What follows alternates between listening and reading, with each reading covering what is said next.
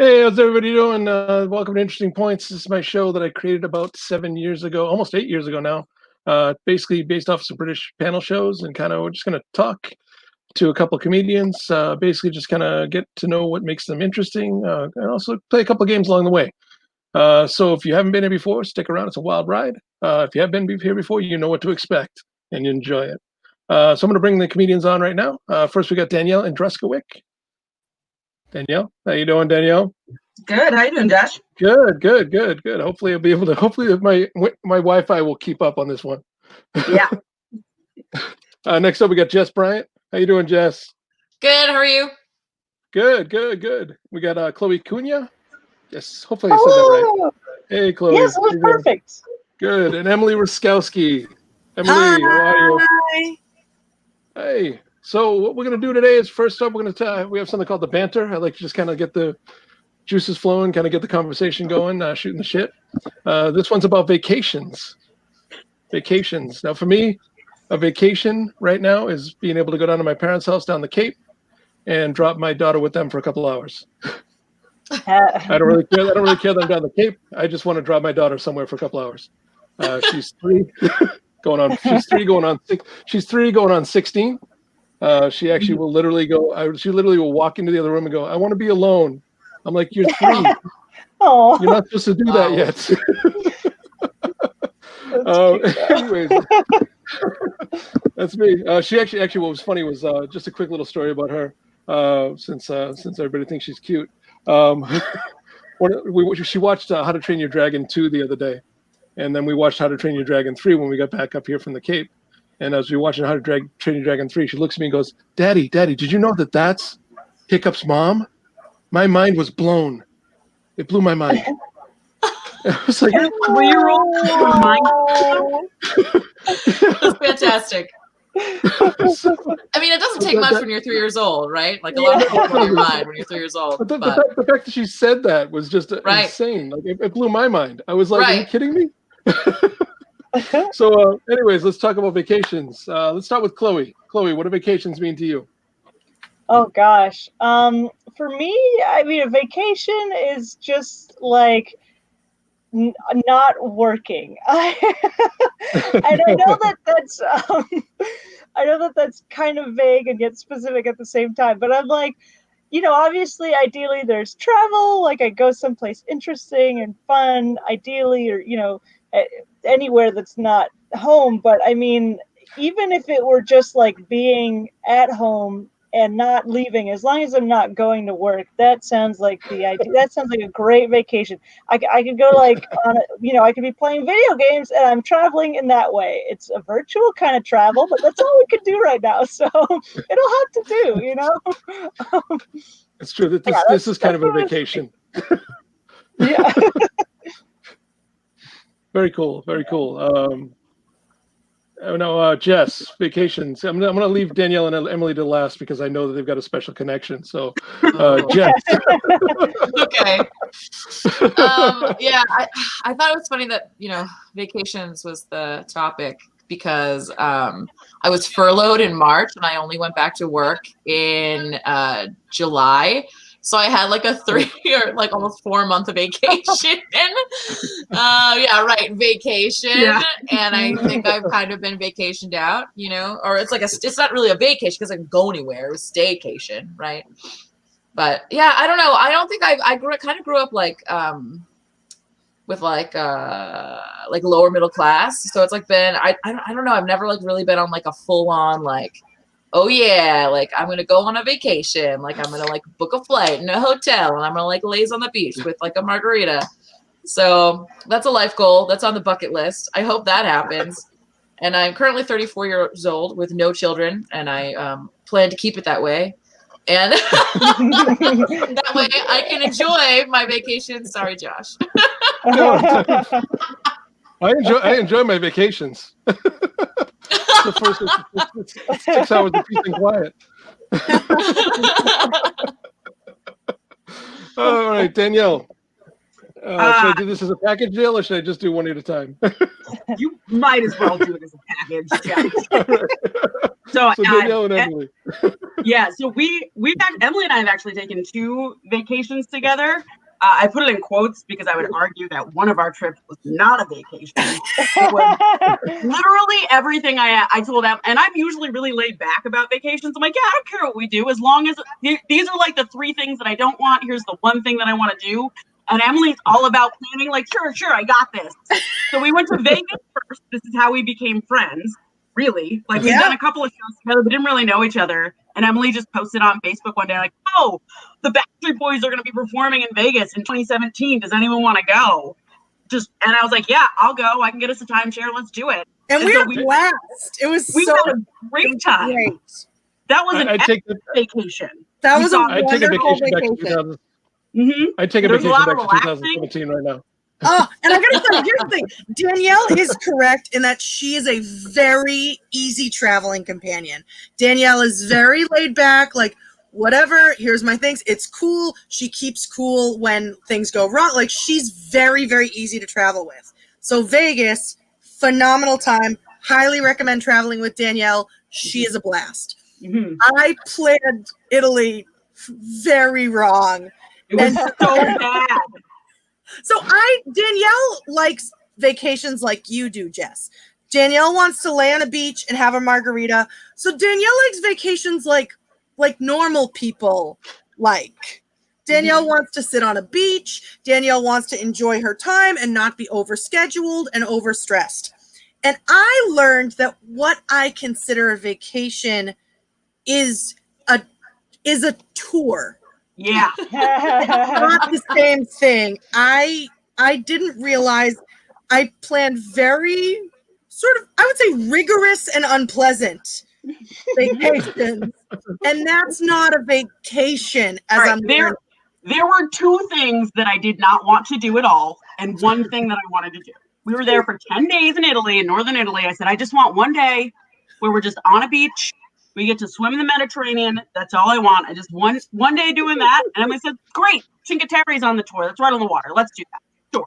And then I was like, I don't want to be on a lot of trains for a long time because I get motion sickness on trains. Don't want to do that for a long time. And I don't want to be walking a lot because I have plantar fasciitis and splinter. shin splints, and we spent the whole time walking or on trains, and we got to see the water for like 10 minutes, but I didn't get to go in. That was the insult to injury. Is it was this lagoon that looked like it was in a movie. It was so beautiful, and we had about 8 minutes there before we had to get back on another train. Oh and my I thought God. Danielle was gonna cry. She was like, "You've got to be kidding! This is all I wanted." And all I can do is look at it longingly and then turn around and get on another motion sickness train for 3 hours. We had to stand for half of that train too because it was over. There were a bunch my of like God. soccer people. There was like a soccer game and everyone was in like soccer jerseys and it was hot. There's like not enough air conditioning No. anywhere in Europe. It was 98 degrees the whole time we were there. By the end of it, we had like I lost 8 pounds. And I lost In 8 pounds. In Just Italy, from walking, Yeah. being on Land of carbs. the pasta alone.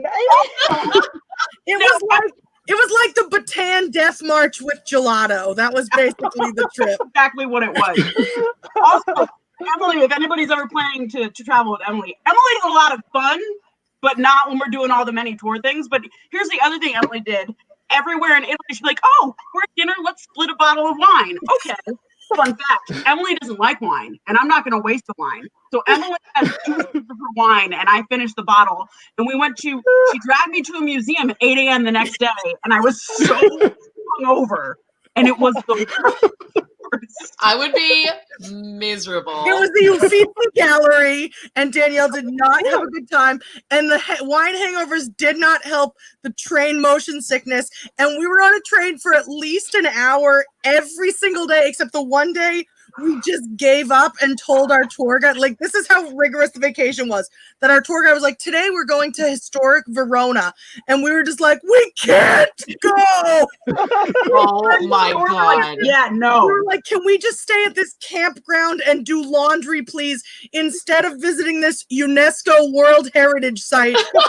We just can't vacation anymore. We've just had it." Like, it was, My God. That wasn't a vacation. That was a gauntlet. yeah. Yeah, that was an experience. Mhm. You're basically Ay, ay, ay. Hercules. Wow. Yeah, I did a bad job. I had gone on a trip with this company before, and it was all like coach bus the whole time. And so I thought this one was going to be coach bus. All she said was, "Please don't make me take too many trains." And I was like, "Not a problem." Literally every day of the trip. Oh, One day, the Cinque Terre day, Danielle counted it out. We spent 8 full hours on trains in one day. no. Oh my 8 hours God. on train, and we For spent her a to look at total, the water. a total of 3.5 hours between the Tower of Pisa and then 3 stops in Cinque Terre. And so we had like 25 minutes at each of these stops, plus 20 minutes of walking through the train Oh station. no. I tell you, what, you gotta say, Awful. when we saw that lagoon, which was because the other two, there was like one like small beach. And the thing is about beaches in Europe, like if you're from the East Coast, if you're from either of the coasts in the US, we have beautiful beaches. So their beaches aren't particularly gorgeous in parts of Italy. It's just like, oh, this is a beach. They just don't have any facilities here. It's just a beach with no bathroom. That's this beach. And there's no waves. It's just like a little, it's like a lake beach, like a small lake beach. It's warm Yeah, though, right? not Like the warm. water's warm. It was fun, but it was nothing to write home about. So Danielle was like, "Okay, I guess we'll sit on this beach." The other place didn't have a beach. It had a wharf and like a lot of bees for some reason. And then the last stop was the stop we had the least amount of time. And Danielle just looked, it was out of a movie, this lagoon, like the clearest. It is the lagoon that's featured in movies where you can like jump off the rocks and it's like water everywhere. I'm shocked she didn't burst into tears because she was like, "We have 8 minutes before we have to turn around and go back to the train station. This is just cruel at this point. Like this And feels intentionally hurtful." And at the stop before it, we're like, "Oh, I guess I could go swimming here." And our tour guide goes, "No, wait till we get to the next place. That's the beautiful lagoon where you can swim." And we get there, and I jump in. I was like, "You just said we have like 10 minutes." He's like, "Yeah, jump in and then come back." I'm like, I'm not going to get on a train for 4 hours In a wet outfit, yeah. There's no Yeah, bathroom no. anywhere in Italy. There's no bathroom in all of Italy. No bath. Yeah, you had to pay at the Tower of Pisa. Emily had to pay like $1 to pee in a hole. Yeah. To pee in a hole. It's a hole. That- yeah. It's a hole on the ground. That is a really Third world shitty like countries. European thing. hell? It's like they I make had you a pay. really nice time. Moral of the story: don't go to Italy. See, I've been to Italy and I had a great, but I Danielle, was on the Danielle. train all day. Second day, or the first or second day, poor Danielle, we have this steak, and Danielle is a steak person. So we have this steak, and she looked at me and said, and she said, if the rest of the trip sucks, it'll be worth it for this steak. I regret saying that. Jinxed it. Yeah. You're the At the end jinx. of the trip, she was like, the steak was good, but the rest of the trip did suck, and I was not anticipating that. Was not. Danielle's TripAdvisor review of Italy: trains, bees, bad ocean. That's completely And accurate. I injured myself, and Danielle had to help me while she was drunk. And I was worse. I have this idea in my head of I was going to be like a sockless, chic European girl. And so my shoes, we had to leave them in Italy because they smelled so bad. Poor Danielle. And I was like, you're like immune to your own foot odor. So I was like, I'm just a sockless European girl in capri pants. And my shoes were ruined. They smelled so bad. Poor Danielle. They were in the hotel room with her. And she was like, this is insult to injury. And then speaking of injury, because I didn't wear socks the whole time, I got this horrible blister. I stepped out onto my balcony and hit it on the door frame, bleeding all over this balcony. And Danielle had to go into pharmacies and try to speak Italian and ask for like bandages for me. And I need a band-aid. I need a band-aid. I need a sporin. Our guide. So Emily caught like her foot burst open and was bleeding, and she's like sitting on the ground crying, like, I don't know what to do. I'm like, you broke a blister. She's like, what does this mean? I'm like, you just have to rinse it and wrap it. But it was the one day I was so excited for Lake Como, and so it was the night before Lake Como, and I was like, "What about Lake Como?" Oh my god! And Danielle from the pharmacy being like, "Hey, a band-aid, a buongiorno." I was literally looking up stuff on my phone and like pointing to it, and then like trying to use the translate to like Italian, and it wasn't working. And fortunately, one of our guides was like came with me, and she was like trying to translate but still couldn't translate. Oh my god! The guy behind the counter is like, a bandit? Are you trying to rob me? Is this woman robbing me? What is happening?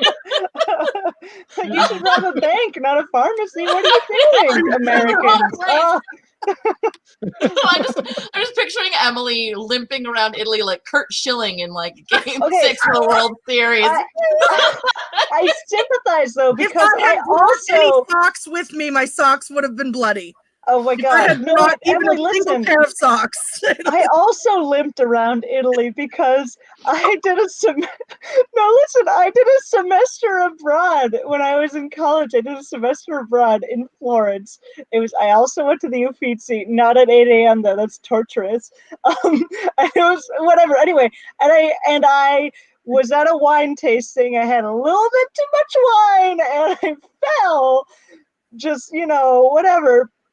And I really messed up my like knee. I really scraped it up badly. So for a while, I was just limping around. So look at us. We were two just limpers in Italy. Oh, Danielle limped as well because her shin splints acted up the first day. Oh So bad. no! Oh my god! Oh, So bad. well, Nightmare. One in Rome limp. I don't know.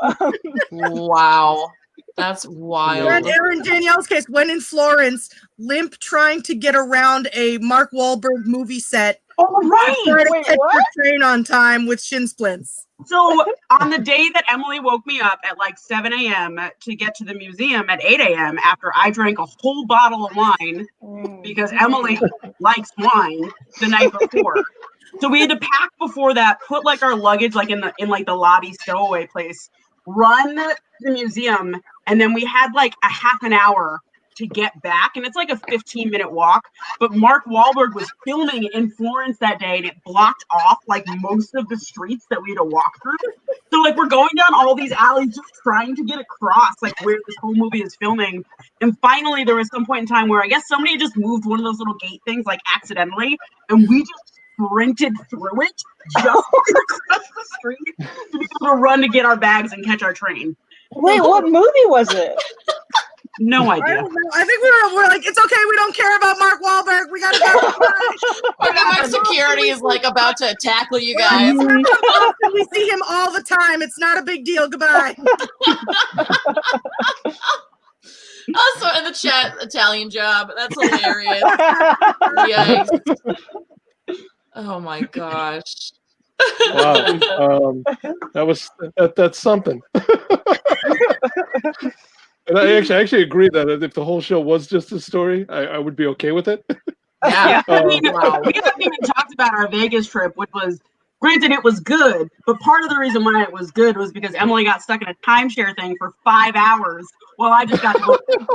Danielle won $400 while I was in the timeshare. This is true. Wow. That's like, oh wow. That's kind It'll of like my. didn't say how Piers got to go to the Venice Film Festival and didn't tell us about it. Yeah, so the day that we were like, yeah, we don't want to go to Verona. We just need a day. Like, we just need to relax. We don't want to be We had walking this around. British tour guide who did not speak English or did not speak Italian. He's British, he didn't speak Italian. He was our tour guide in Italy who didn't speak Italian. His name was Piers. And he made me walk around Venice for 5 hours when I was like, I'm too tired. Can I have the short tour? And it was 5 hours. And Yeah. I came back and like collapsed on the floor because I couldn't move. So the next day we're like, Piers, we can't do it. And so Yeah, and he didn't tell us that like that evening was the film festival in Venice. So he went, and he ended up. Oh my God! I can picture his face, but I'm blanking on he was his name. sitting next to Jeff Goldblum. Jeff Goldblum. Venice Film Festival is one of the only film festivals in the world where the public, you can just buy a movie ticket for a film festival at Venice. And so when we didn't want to go to Verona, because we're like, we can't get on another train, Piers, he was like, okay, bye. And then when we were leaving for Milan, he's like, oh yeah, I went to the film festival and I sat in a movie with Jeff Goldblum. And we're like, Wow. what do you mean you sat in a movie with Jeff Goldblum? You're like, yeah, he was sitting like 2 people down from me. We're like, what? We're like, That's this is the the thing opposite we of what a could've tour gone guide's supposed to Like, do. And he's telling us Yeah, on a train to Milan. So it's like, buy film festival we could have gone to. Buy Jeff Goldblum. Oh, you guys, you should make a Train to Busan parody, but it's Train to Milan. Oh man. All right. And again, Danielle can hang. She was cool through all of this, but it was harrowing, I would say. I was just holding all of my frustration in. It was a harrowing trip, I would say. Harrowing is the word, right? Used to All right. describe- Well, It was. Although we did do when we went to Vegas, we went to the Venetian Hotel there and did like the fake gondola ride there when we were in Vegas. And then 2 years later, we did make it a point to do a gondola ride in Venice and take the same photo just to commemorate our trip. Nice. it sounds like a more good time in Italy in Venetian than you did in Italy. So Yeah. Although you got to meet my cool improv friends from DC who were wonderful. Oh So- yeah, we ran into your improv friends while we were in Florence, which was Yeah, great. it was great. It was also the brought us first to 2 nights that we were there before all of the walking. well, so everything was canceled because of the pandemic, but Emily and I were going to be in Paris at the same time. Oh, and aren't you glad you're not there with her? Don't get it twisted. I wasn't going. We were gonna see each other. I was going romantically with my girlfriend. No trains at all. I had No, booked 3 separate train rides for that trip, by the way. I was all trains. I am sad that we didn't get to hang out in Paris. That would have been very fun. I would have Because thought basically- of passing on my way to an 8 a.m. museum reservation. Oh my god, yeah, exactly. Yeah, long story short, we were both going to be in vacation in Paris at the same time, and then it all got canceled. Yeah. Yeah. No, it's So, sad. if I've learned anything from this chat so far, it's that Jess and I should take our own vacation to a beach margarita. Yeah. Yeah. Well, Yes. Chloe goes on a romantic trip, and Emily takes however many freaking trains she wants just to have dinner with Chloe and her girlfriend. I think that would be the perfect setup for the four of us. Yeah. I think so. Yeah, that'd be good. Perfect. So I think that's it. that definitely was something. That was that was either a trip from hell or a trip or an amazing trip. I mean, it's one of those two, if not both. So It was a bad vacation, but it was a very good tour. So Yeah. done So without I'm 50% of them. I'm going to move us on to the next bit, which is I like to call "Prove It to Me," where everybody's kind of an expert in something or likes to consider themselves an expert in something. So I'm actually going to just give you a couple minutes to prove it to me. Chloe, I'm going to start with you. What are you an expert in? All right. Well, we were just talking about going to Paris. I'm going to go ahead and say a bold claim, but I'm going to say I am an expert on Paris. Okay. Oh. I'm going to say it. I'm an expert. I'm a pro. I know all the French things. How do you say that in French? Things in French. Je sais toutes les choses françaises. Hey! Aha. You see a funny accent on my E? That's the way the camera's mirrored. However, whichever way. Listen, the point is, I know things about Paris. Nice. Prove it to me. Okay, well, all right. Do the rest of your things in French. Ok, alors il y a une crêperie magnifique, c'est très beau, c'est très bon, j'adore les crêpes, c'est très bon, j'adore, c'est excellent. You just keep saying très bon over and over. Stop. Very good, very good, and I know French things are very good. My mom would be so proud. Let's see. Paris actually has a fair amount of trains. You know, we know. We've been some told. of them are underground trains. They've got a nice metro. They call it that. They call it the metro. They're very sophisticated in Paris. A lot of bakeries everywhere, all over the dang place. You can grab a baguette any damn day you want, any time, any place. They're super cheap because they're subsidized by the French government. That is true. Listen, we know what we want in France, and what we want is a lot of bread. Let's see, what else? Oprah must love France. Yeah. Paris has a lot of fun cemeteries, kind of grim, but they're really nice. Nice place to have lunch at. Grab that baguette, slap some ham and butter on it, boom, lunch in a cemetery. It's a good time. It's got catacombs. I actually haven't been to the catacombs. Apparently they're very spooky and you can get lost and die there, which is also kind of fun though, because it's like you become part of the exhibit. Okay. A lot of fun museums in Paris, really great museums. Obviously, there's the Louvre. You gotta say it like that, otherwise you're not really a true Parisian. Which is, I think the Louvre is fine. It's really big. It's got a lot of old-timey art. I personally like the Musée d'Orsay is my favorite because it oh my God, I started saying this and I didn't even realize the Musée d'Orsay is literally a museum that was converted from an old train yard. It used to be a train station. And someone was like, this is too beautiful to house trains. Let's put art instead because it's got these really nice big old windows all over. And there might be some art about trains in there. I'm not sure. I have not personally examined the train art. But listen, it's a really nice museum. If you're ever in Paris one day, if Americans are ever allowed to travel again, you should definitely go. Let's see, what else? Wait, Chloe, I have a question. Yes. What does a French ghost say? Oh, it says boo. That's what I was looking for. Yeah. Yeah, that's it. That's what they say. What can I say? I mean, she's an expert.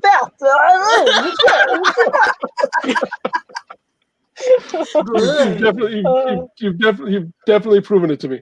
Oh, good. Okay, good. I'm glad. I could have kept going. I don't know. So I'm going to move on to Jess. Jess, what are you an expert in? I'm gonna say I'm an expert in a lot of things, but for the sake of this, Fancy. yeah, yeah, I have a BA in theater. Take that. I'm gonna say I am an expert in a paranormal investigation. Nice. Ooh. Mm-hmm. A vacation of the mind. A vacation of this mortal plane.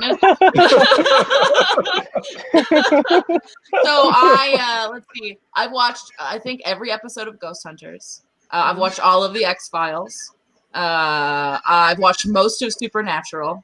Okay. I've been interested in aliens and Bigfoot since I was like a little kid. So all of us on here, I think we're a little bit older. Remember when the Discovery Channel and like TLC used to actually have like educational programs on, but in the summertime at night, sometimes they would have like, yes, Chloe, you know what I'm talking about. They would have documentaries about UFOs. That I love that shit. Robert Stack is my man. I definitely watched I'm sure that I've seen probably all of the old Unsolved Mysteries, but also I binge watched all of the new Unsolved Mysteries. So if you're going to investigate paranormal activity, there's definitely some equipment that you want to have with you. So first of all, you're going to want a recorder, a voice recorder, and that way you can record EVPs, which stand for electric voice phenomenon. So that when you say, hello, is there anyone there? And then you bring the tape home and you put it on your computer and then you turn the volume way up, then you can hear it go, and then you can say, it says my name's Elizabeth. You heard that, right? And your friends go, yeah, I heard that. And then you're going to want an EMF detector. So it's an electromagnetic field detector. But you don't make that face, Danielle. This is very expensive. Actually, if you go on Amazon, I bet you can get an amateur paranormal investigating kit for like $40. I guarantee. I don't know if ghosts exist. I don't want to know because that seems scary, and I certainly don't want to pay money just to confirm my fears. Okay, so wait a minute. Do Ouija boards work? Inquiring minds want to know. So in my professional opinion, ghosts are not real. However, that sometimes the veil between the different universes of the multiverse, the different dimensions, so maybe that's thinner. And so, the recordings of like other people's energy, like sometimes you can pick that up. But so if even if someone like said that they did see something or they heard something, I don't think it wouldn't be like a sentient being. It would be like almost like you're watching a movie from the past. So, but Jeff, you said that like ghosts aren't real, but I'm pretty sure there is another show on this channel called QAW where there is a very real ghost. So see, so the only people that can become ghosts are wrestlers. Okay, that's the only people that can become ghosts. Sorry, so like your grandma and your friends and your family, like, sorry, you're not gonna be able to communicate with them. However, if there's like a school teacher that died and then became a wrestler and then joined up with a chef, you could probably talk to him. Okay. That checks out. Little cross promotion there. Thank you. Thursday nights at 8 p.m. except this coming Thursday. So, Emily, what about you? What's your expert topic? So I would say I'm an expert on what to buy when you're on vacation. Oh, Danielle would disagree. Is it train tickets? Yes. Listen, it is as many train tickets as possible. The more trains, that's you get a discount. You get your value added tax back from the more train tickets you buy. You have to take a train for 40% of your trip, and then you get a bunch of money back. So Yeah, you know what, Emily? Actually, you know what? You're right. I actually agree with you on this because I was the one who bought waterproof fanny packs to go swimming, which didn't happen on vacation. So I would also agree that you are an expert on what to buy when on vacation. Yikes. Ouch. I know what to. So the big secret. The big secret is luxury goods. If you are into designer handbags, designer scarves, designer shoes, any sort of designer items that's high ticket, and they're manufactured in Europe or the sellers in Europe, if you buy them in Europe or wherever you go where they're manufactured or where they're sold, it's not an American retailer. If it's a retailer that is from another country, you save like several $100s. So if you're going to buy a Chanel wallet, buy it in Europe. If you're going to buy Acne Studios Jensen boots, buy them in Europe. Anywhere in Europe. It doesn't have to be France. It doesn't have to be the country of origin. It's because they're all one economic block. They have something called a VAT, value added tax. And you have to go through kind of a complicated reimbursement process, but you can get your money back. So you can buy a Chanel wallet and save yourself like $400 or $500 on like a big ticket fancy designer item. You won't pay the sales tax in the US. The limit is $800 per person. That's not taxed here when you come home through customs, or $1,600 a person. So if I had bought a Chanel wallet in Italy and Danielle and I had been together, because Danielle didn't buy anything except those fanny packs she didn't need, then it would have split the difference, and you only pay the tax on whatever is above that value that your limit is. Danielle, what was your question? Yeah, my question was, do you know how much, because you went through train tickets and everything else, do you know how much a ticket to the Venice Film Festival costs? I'm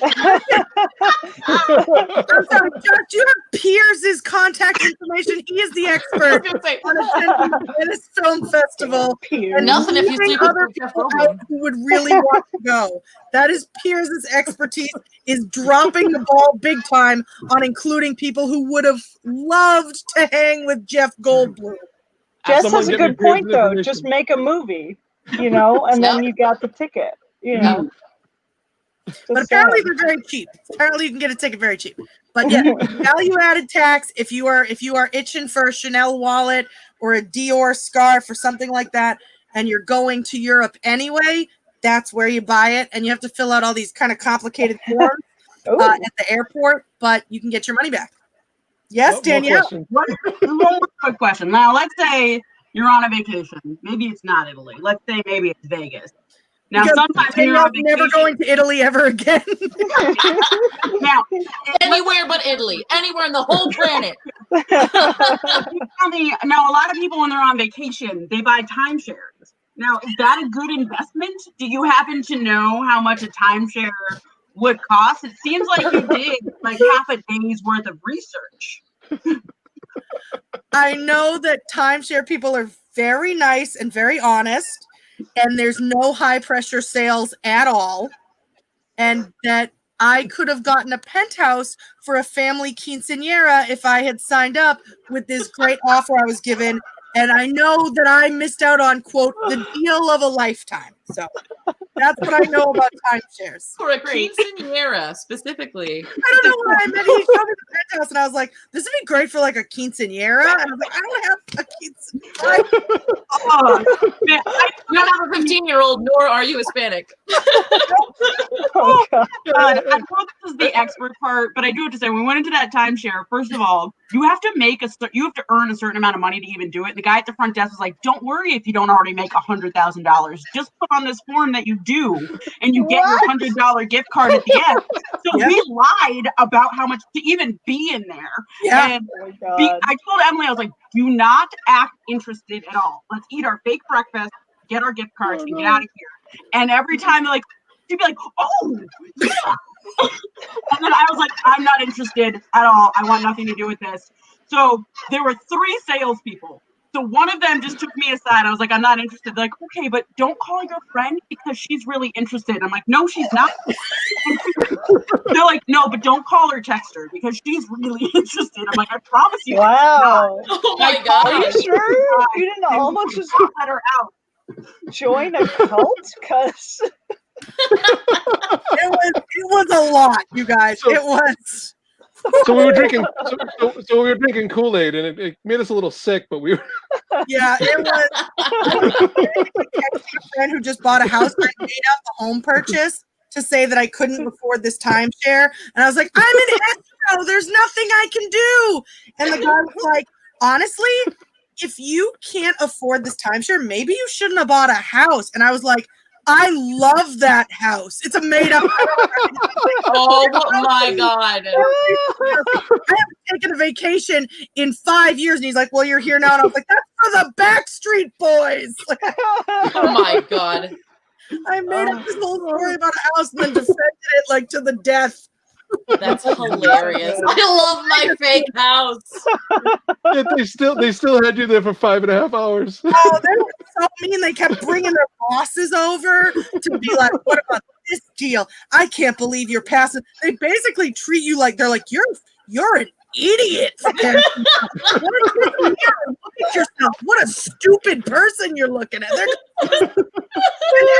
You're like, are these mob guys? Do I owe them money? Did I owe them guys and not I had like the big ponytail, like Penn from Penn and Teller. What? Get out. They're so mean to you. Like, I've never had salespeople be like, hey, dog crap SOB loser, buy this timeshare. And you're like, okay, stop being mean. Like, they're the meanest, harshest salespeople ever. And the guy at the end, he basically was like, thanks for wasting my time. And I was like, where do I get my gift card?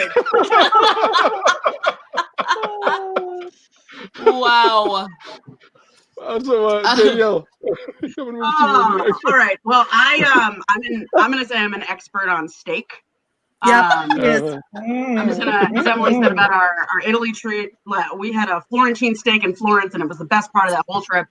To prove this to you, I'm gonna first answer a question that people ask all the time, which is, I'm not gonna say it's a dumb question, but it's a dumb question, and people often ask, what's better? Is it prime, choice, or select when you're buying steaks? And one is not necessarily better than the other. It just means those three grades are based on how much marbling is in each of the meat. So it's really like how much fat and how much flavor you want out of it. But if any beef has that grade on it, it means that it's just like a USDA. It just means that it's high quality and it's safe to eat. American beef is all that means. So a prime steak, if you have a prime steak, what that means is it's got a lot of marbling, so a lot of fat and a lot of flavor. And then a choice has a little bit less. And then the select is just your most lean type of beef. Mm. So which one would you say is the beef between Kanye and Taylor Swift? That's a 2009 VMA special is what that's called. I have a question as well. Yeah. What are your thoughts on, I don't know if you saw this, but as a steak expert, I hope you did. Recently, they 3D printed a steak. Do you have any thoughts on that? No, you can't eat it, so why do I care? No, it's made out of meat. Like it's No. How? they 3D printed a steak. I didn't know that, and on the The one future hand, is here. I feel a little sad, but on It's the other hand, horrifying to look at. It looks very upsetting. yeah, no, I have no interest in that.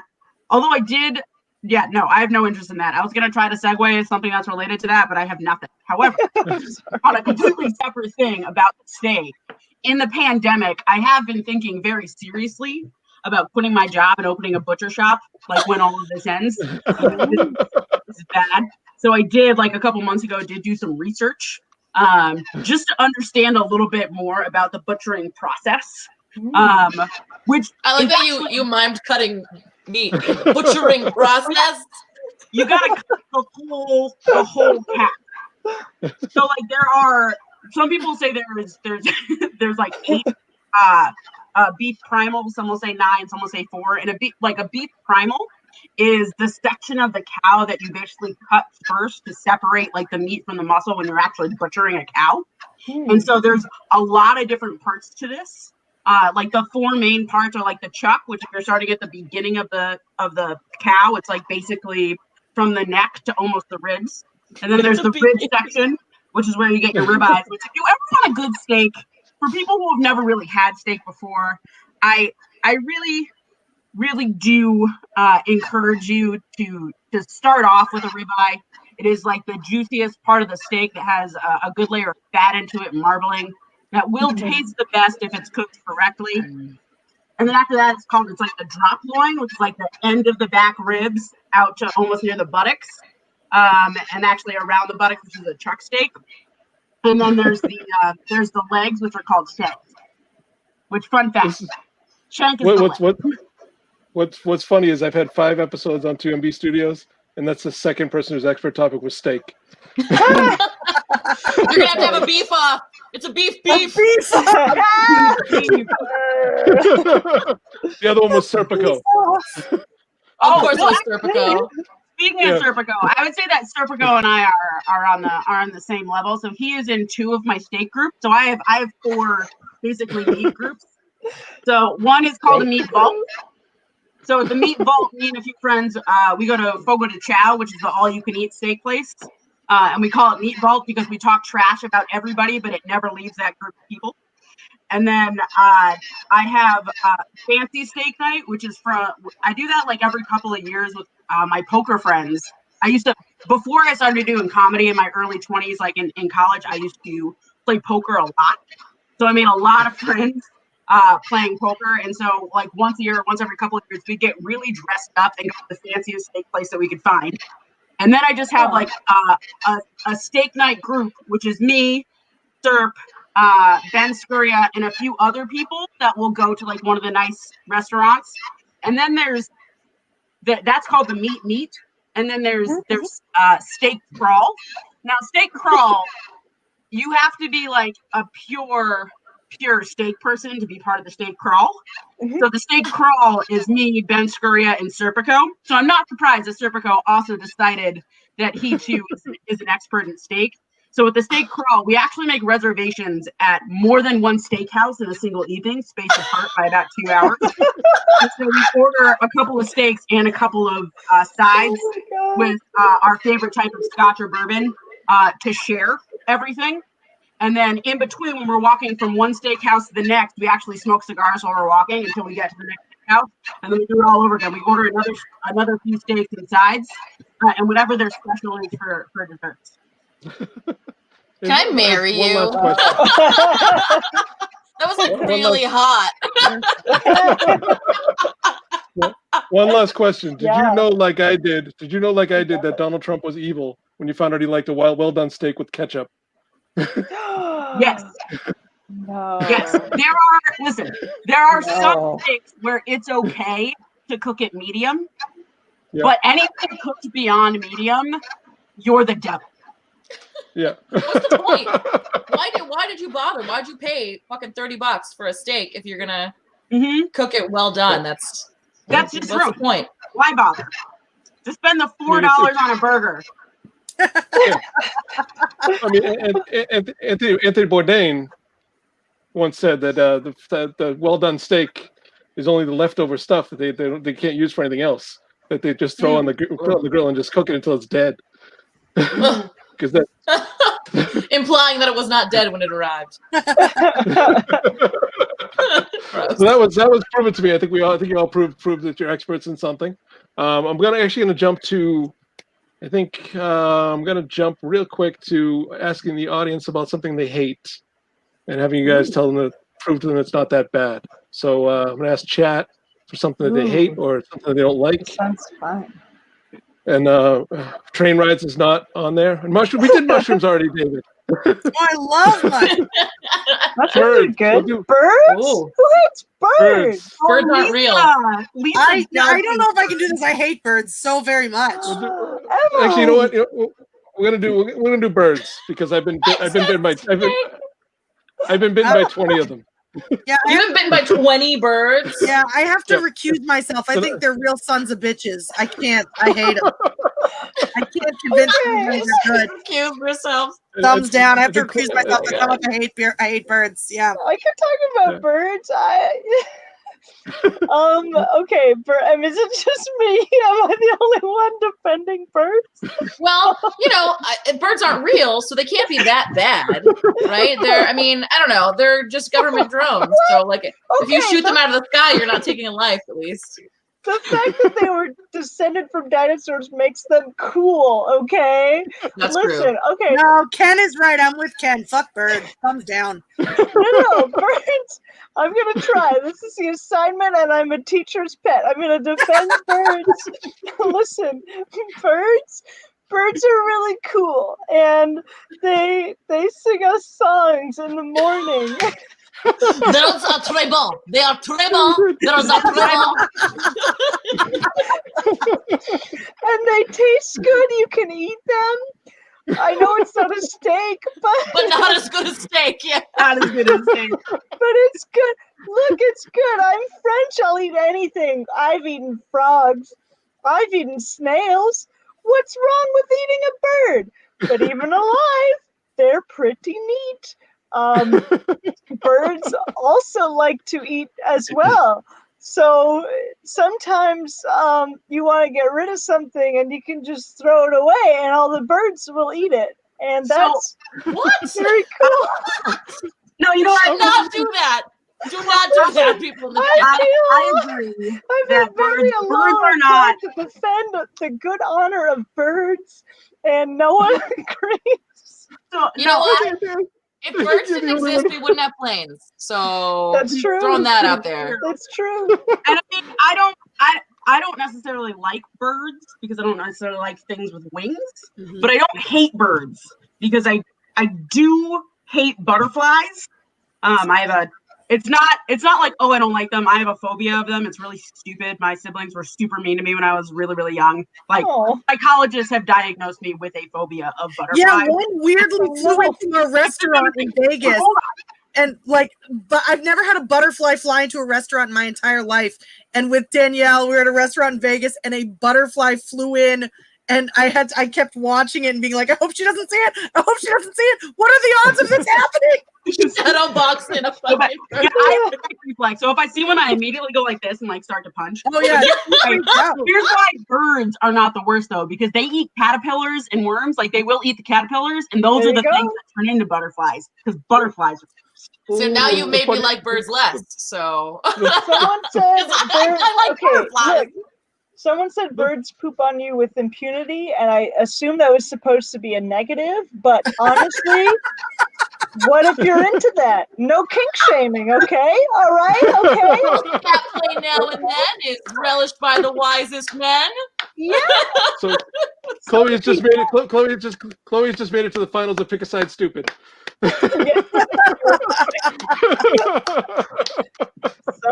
Some people like getting pooped on by birds, and I think that is beautiful. I think Chloe's proved it to me. I don't care what the chat thinks at this point. Ooh, You've proven to me that birds are cool, even though I've been bitten by 20 of them. But that's another story for another day. We're gonna go on to the last game of the night. This is called One of Us is the Killer. All 4 people are telling a story. All 4, and 3 of them are real, and 1 of them is fake. I'm gonna ask you guys just to keep it a little bit sped up a little bit because we did run a long time on that vacation story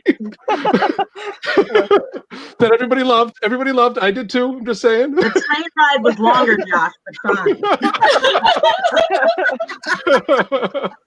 So I'm going to start with Jess. Jess, Okay. good story. So there are some people in the chat that will know if I'm lying or if I'm telling the truth. Is that a problem? They're gonna know because they know me. They're like my best friends. I mean, I think as long as they don't say so. There's people in the Okay. chat that are my best friends too that will also know. Okay, so I Britton don't and have Lav, any shut up. friends, Britton and Lav, don't say anything. Okay. So in college, So I've always been kind of an irreverent person. That's how I'm going to start the story. In college, you know, yay, we're college theater people, big parties, get drunk all the time, right? And so sometimes we would walk around Salem, Mass. I went to Salem State, and I had this like habit of like taking people's lawn ornaments and like switching them to other houses. So like, for example, I would take someone's no trespassing sign and like put it in someone else's yard, and then take their gnome and like put it in the first yard. And I thought it was very funny because I like was picturing like people coming out of their houses and like walking down the street and being like, "Don't spill the beans, I'm watching you." So like people would come out and be like, "Where's my no trespassing sign?" "Oh, it's at someone else's yard." Like, that's fucking weird. So one time, I got, you know, like you do, right? You start needing more and more to feel the same kind of rush. So one time I attempted to steal a bird bath, but I dropped it on the sidewalk and it cracked in half. And like, that's one of those things that keeps me up at night, that I'm like, I broke someone's bird bath. That probably cost like $100. I should have like gone back and written them a check or something. I'm like such an asshole. But the climax of the story is in Salem. It's like the neighborhood around the wharf. You know, it's like fancy apartments and restaurants and that kind of stuff. It's like where Salem Tattoo is. So me and my friends were at a party at one of, you know, a friend's house. And so some of us like went out, decided to take a walk. We're walking around Salem, and I found this gigantic, like residents only, you can't, really big residents only parking sign. And I decided I wanted to steal it, even though to get it back to the party, we'd have to like walk across fucking Salem. So I got my, you know, I mustered my drunk strength, and I got up underneath it and lifted it out of the ground. And it was like, I don't know, it was probably like 1.5 feet, 2 feet in the ground. So it took two of us to carry it back to the apartment. We managed to carry it through downtown. There's no way to get off of that wharf without walking on Derby Street. You have to walk on Derby Street. There's just no way. So like, I don't know how we didn't get caught, because it was very obvious that we had stolen this gigantic 7-foot sign. So we made it. We got it all the way back to the party. And then we didn't know, we had to carry it up like 2 flights of stairs to get up to the 3rd floor apartment. And we didn't know what to do with it. So we left it in their laundry room. We're just going to leave it here, I guess. My personal favorite part of the story is that when they went to move out, they were trying to clear out that room, and they knocked it over and it broke their window. Oh, no. Like 6 months later, but I accepted no responsibility for that last part. That's not my fault. So, Chloe, what's your story? Okay, so first of all, that was amazing. I don't know that I will compare. But okay, so we were talking about film festivals earlier, and so it reminded me of this story. So I went to college in New York. I went to NYU because I'm bougie, and I had a scholarship. No, but but I am I'm also Chloe, I'm bougie, smart. you know, whatever. And French. No, but listen, oh God, I'm so bad at telling stories shortly. I'm going to be very concise right now. Doing it. Okay, concise. Okay. So I went to school in New York, obviously Tribeca Film Festival, big festival that happens in New York. And my school gave up some free tickets to see, like, not the big movies that everybody wanted to see. They like gave out free tickets for like the random like 3 p.m. Wednesday screenings that had like 5 people in it. And obviously I was a cinema studies major and a huge movie dork. So I was like, I'm gonna go see this obscure movie that just got, like renovated. Wow, this is so cool. So I got a ticket to see a movie called, I believe it's Night Tide, something like that. It was Night something. And it was, again, one of those like middle of the day weekday screenings. There was like 4 other people. I personally brought down the median age of the film goers dramatically. And right before the movie started, so this is a movie that was from either late 50s, early 60s, I don't remember exactly.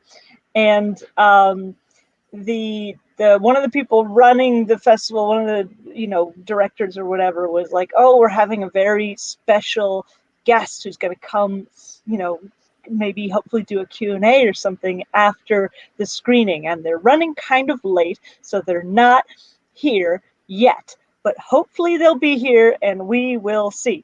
But we need to screen the movie, so here we go. So they start screening the movie, and this is a Dennis Hopper movie. And so I'm watching this movie. Dennis Hopper, he's very young. He's got, I don't know, you're used to seeing him like huffing something and like silver haired, but he's like young and handsome, velvet, whatever it is, blue velvet. There you go. That's the one. And I'm watching it. It's great. And he's got this really weird, distinctive voice. And at some point in the middle of the movie, there's like this weird shuffling sound happening. And Night Tide, I think that was the one. I see, yes. Anyway, and there's this weird shuffling happening. Someone was entering the theater, and I'm kind of like, oh, I wonder if that's a special guest. And the movie, there's this weird cut in the movie where you're watching it, and the movie, makes linear sense. You know how films are. And then all of a sudden, it's just like, boop, there's like a skip to like, oh, all of a sudden the character is on the phone where he wasn't a moment ago, and it's very strange. And you're starting to watch it, and you're like, oh, wait, something's weird here. And from the audience, a voice says, oh, they switched the reels by accident. Don't worry, like they put in the wrong reel. And it was Dennis Hopper. And it was cool as fuck because he sounded the same.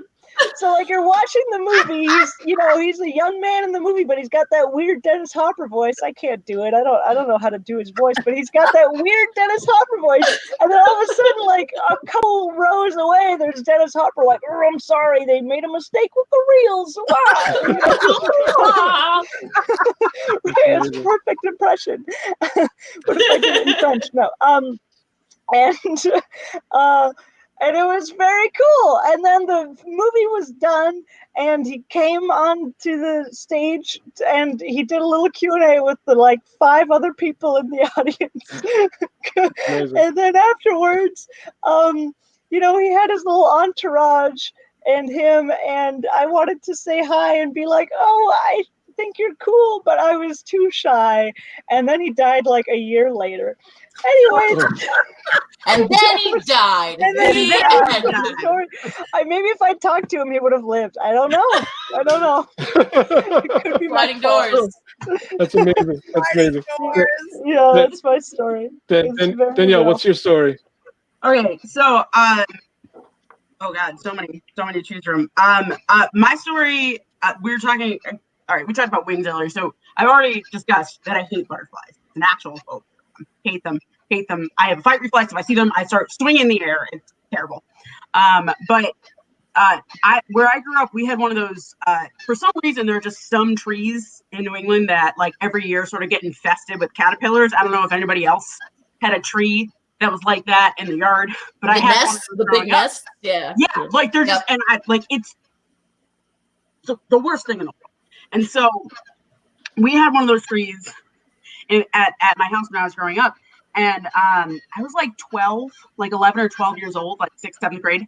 And also, fun fact about me, when I was little, I used to really like fire. So we just like try to set things on fire for fun. Like controlled spaces, didn't want to set like things on fire. But anyways, so this tree, when it was getting around that time of the year where all the caterpillars were like coming out like around that tree, I wanted to burn that tree down when I was like 12. So I found a big box of matches, and like, I'm 12, I'm dumb.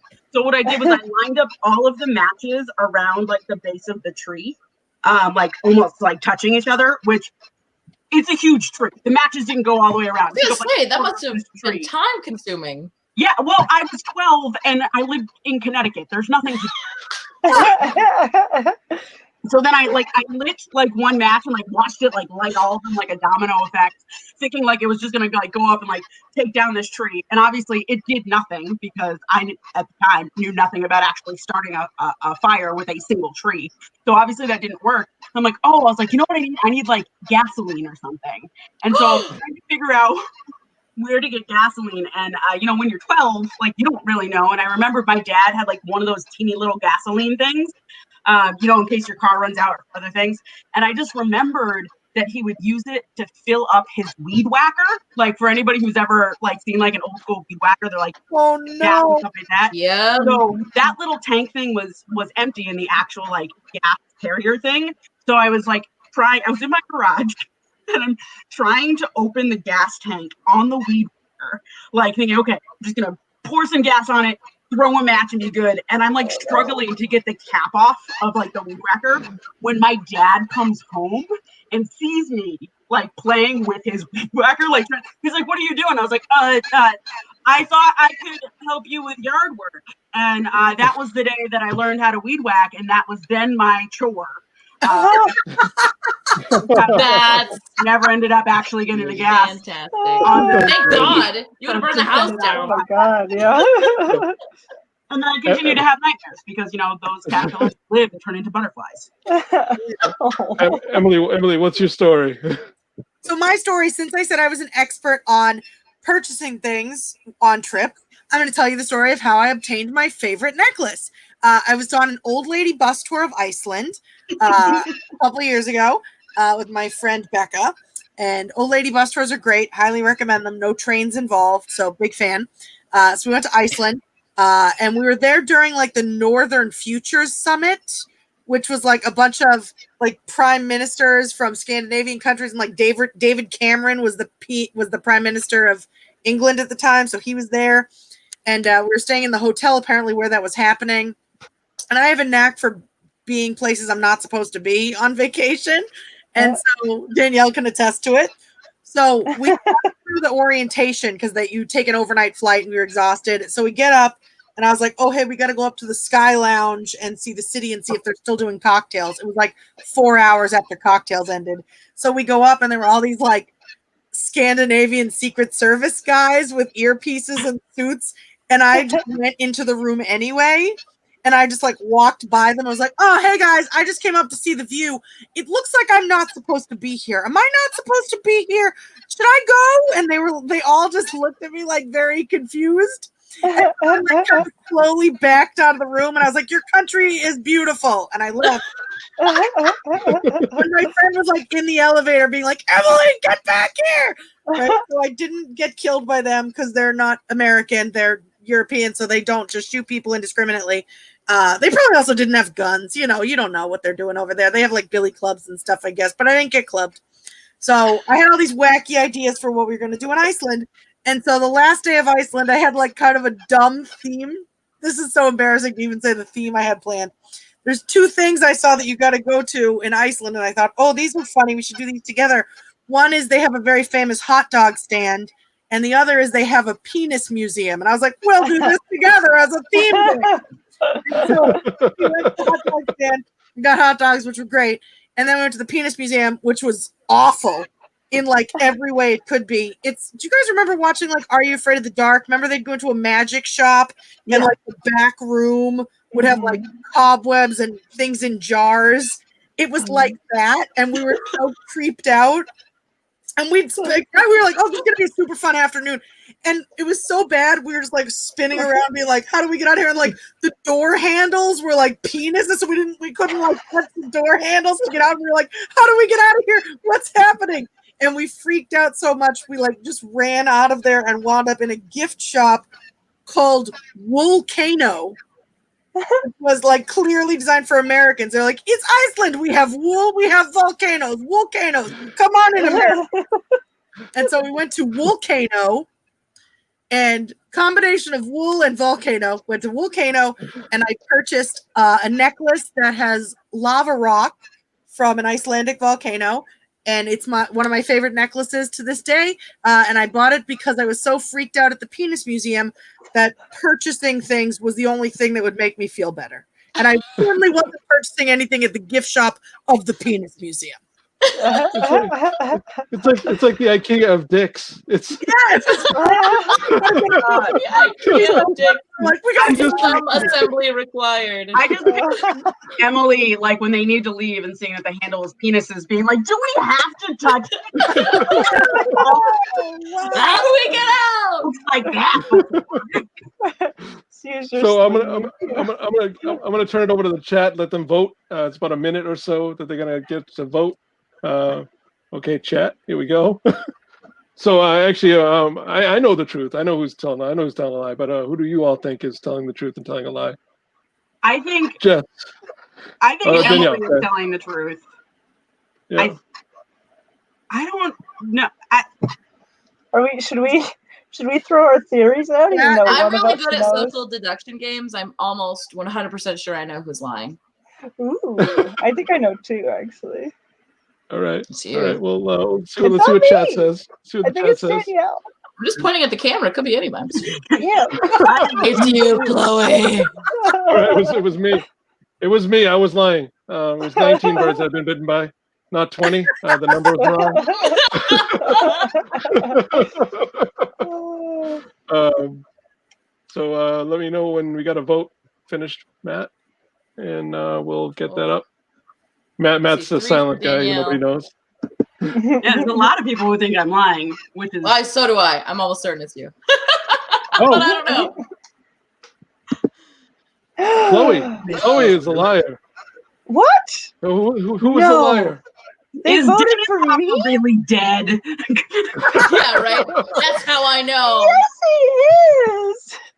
I was So the telling liar, the truth. the liar was Danielle. I knew it.